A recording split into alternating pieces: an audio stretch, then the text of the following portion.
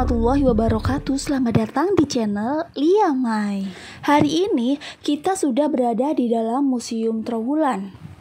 Untuk mendapatkan info selengkapnya, ada baiknya teman-teman klik video di atas ini ya, yaitu Museum Trowulan yang bagian pertama. Nah, di video kali ini kita lebih fokus membahas koleksi yang ada di Museum Trowulan. Jadi nih teman-teman, koleksi Museum Majapahit itu didominasi oleh benda-benda cagar budaya peninggalan Kerajaan Majapahit.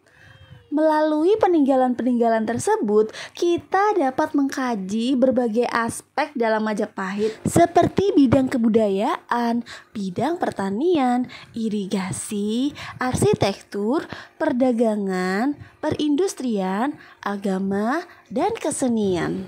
Keseluruhan benda-benda tersebut disimpan di gedung, pendopo, maupun halaman museum. Saking banyaknya penemuan-penemuan, akhirnya ada koleksi yang disimpan di gudang saja, teman-teman. Nah, sekarang kita lihat koleksi-koleksi pada tahun 2021 ya, teman-teman. Jadi, berdasarkan bahannya, koleksi Museum Trowulan yang dipamerkan dapat diklasifikasikan menjadi beberapa kelompok. Yang pertama ada koleksi tanah liat atau terakota. Dibandingkan dengan hasil budaya manusia yang lain, benda-benda yang terbuat dari tanah liat ini memiliki kemudahan dalam segi teknologi. Bahan baku untuk membuat benda ini banyak dan mudah ditemukan di berbagai tempat. Tanah liat sebagai bahan baku adalah bahan yang universal. Bahan ini mudah dibentuk dan bila dibakar akan menjadi benda yang permanen. Prinsip dasar pembuatannya adalah tanah liat dibentuk menjadi bentuk benda yang diinginkan, lalu dikeringkan dan dibakar untuk membuat benda itu menjadi permanen. Nah, di Museum Trowulan ini tanah liat bakar atau terakotanya dibagi menjadi beberapa ya. Misalnya benda terakota yang berkaitan dengan bangunan seperti yang ada di sini nih. Ada genteng ya, kemudian ada selongsong tiang, kemudian ada pipa air. Ada juga hiasan-hiasan yang diletakkan di atap. Ini namanya adalah bubungan. Ada juga ukel yang berupa lengkungan-lengkungan yang cantik.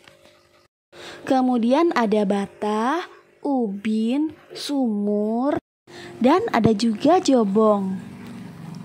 Selain itu teman-teman, ada bak penampung air yang sangat cantik. Bentuk yang unik dari bak air ada pada bagian luarnya teman-teman, dipenuhi dengan hiasan dengan teknik aplikasi.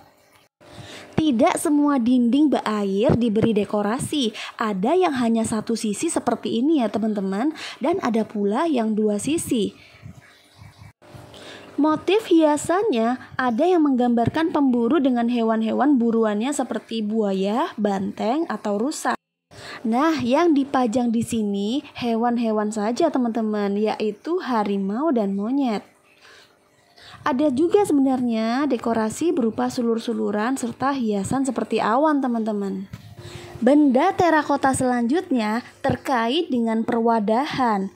Wadah terakota atau tembikar berfungsi untuk menyimpan makanan dan minuman, memasak, menampung, menanam, melebur, dan menakar.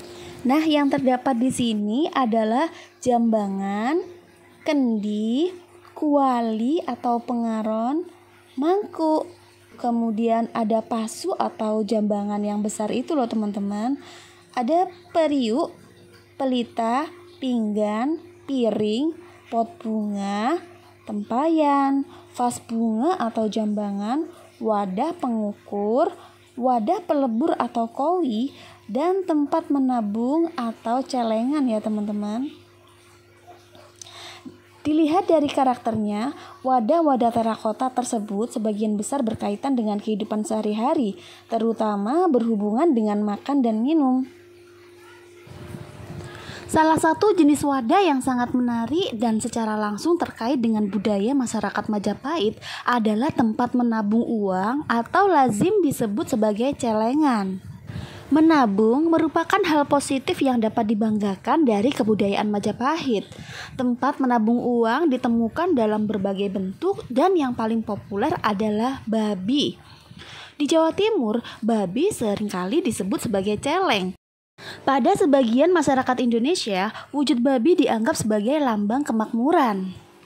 Jadi karena itulah tempat menyimpan uang disebut sebagai celengan, teman-teman. Benda terakota selanjutnya yaitu yang berkaitan dengan miniatur, teman-teman. Benda ini dinamakan stupika. Stupika adalah miniatur stupa yang di dalamnya terdapat mantra-mantra Buddha yang ditulis pada lempeng bundar sebagai bentuk penghormatan atau dharma.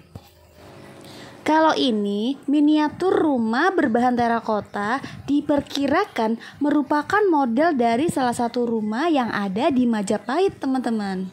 Kalau ini merupakan miniatur lumbung yang biasanya dipakai untuk tempat penyimpanan harta masyarakat Majapahit. Ada pula miniatur berupa candi atau gapura candi, khususnya bentuk padu raksa, teman-teman. Kemungkinan benda ini dipakai sebagai tempat pemujaan di rumah-rumah, teman-teman. Benda terakota selanjutnya yang berkaitan dengan figurin atau arca kecil. Di antaranya sosok manusia yang menggambarkan laki-laki. Kalau yang ini yang menggambarkan wanita. Ada juga yang menggambarkan anak-anak, teman-teman. Nah, ini adalah salah satu figurin berbahan terakota yang ditemukan di Trowulan, menunjukkan tokoh dengan etnis Cina. Kemungkinan figurin itu berfungsi sebagai mainan anak-anak atau perlengkapan upacara keagamaan atau untuk hiasan bangunan, teman-teman. Sebenarnya ada lagi benda terakota yang berkaitan dengan perlengkapan, misalnya tungku atau anglo. Kemudian ada pelandas. Semua alat itu digunakan untuk membentuk tembikar. Tapi sayangnya saya tidak mendapatkan videonya, teman-teman, karena waktunya terlalu sempit. Nah, koleksi selanjutnya adalah yang terbuat dari batu, teman-teman. Di gedung ini hanya ada sedikit arca, kemudian lingga dan yoni. Koleksi batu yang lain ada di pendopo. Yuk kita ke sana.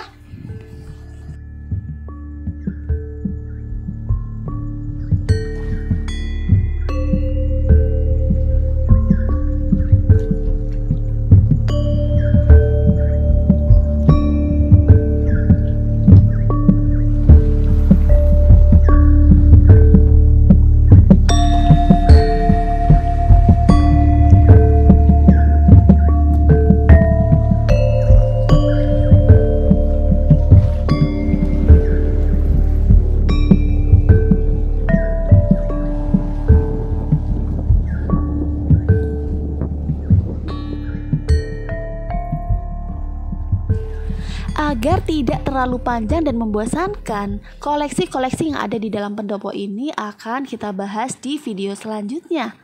Terima kasih sudah menyimak, semoga bermanfaat. Wassalamualaikum warahmatullahi wabarakatuh. Bye-bye.